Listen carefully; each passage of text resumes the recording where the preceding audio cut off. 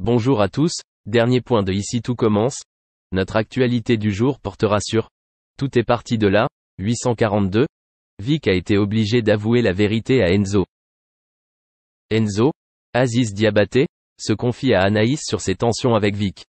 Il n'a pas admis qu'il n'avait jamais eu de relation sexuelle avec elle mais a souligné que cela faisait longtemps. De son côté, Hortense veut aider sa sœur et Enzo. Elle prépare donc des plats aux saveurs aphrodisiaques pour rehausser le désir sexuel d'Enzo. En confiance, Mehdi explique à sa femme qu'il ne souhaite pas se mêler de la liaison de Vic et Enzo, d'autant plus qu'il n'a pas le droit de connaître leur liaison. Hortense, Catherine Davidzenka, a préparé une atmosphère romantique avec des bougies et des pétales de rose rouge en forme de cœur sur le lit de Vic au pensionnat. Ce dernier était en train de parler au téléphone avec sa sœur lorsqu'il découvrit quelque chose d'inattendu, mais Enzo apparut.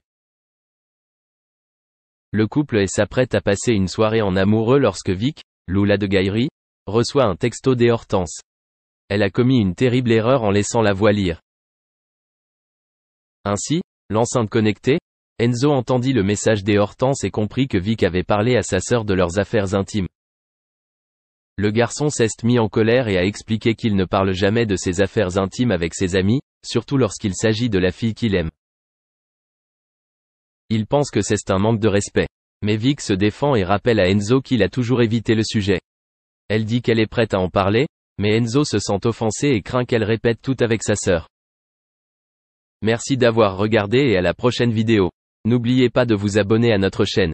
En attendant, dites-nous ce que vous en pensez dans la section commentaires ci-dessous. Au revoir.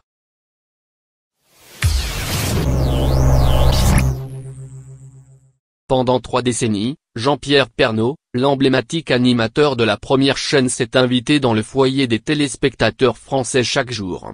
Le mari de Nathalie Marquet a pour toujours décidé de mettre en avant ses propres positions, connu pour son franc-parler et pour son style décontracté, et il a su gagner la confiance des Français. C'est donc un tour de France qu'il proposait chaque jour, lui qui voulait mettre en avant le savoir-faire français, les traditions et les coutumes qui lui sont chères.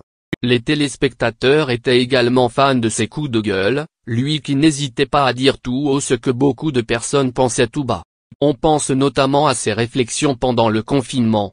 Notamment sur la désobéissance de certains Français qui n'étaient pas punis par la loi puisqu'ils remarquaient une absence notable de contrôle dans la rue. Ces petits coups de gueule lui permettent de se rapprocher encore plus des Français et de conquérir pour de bon leur cœur.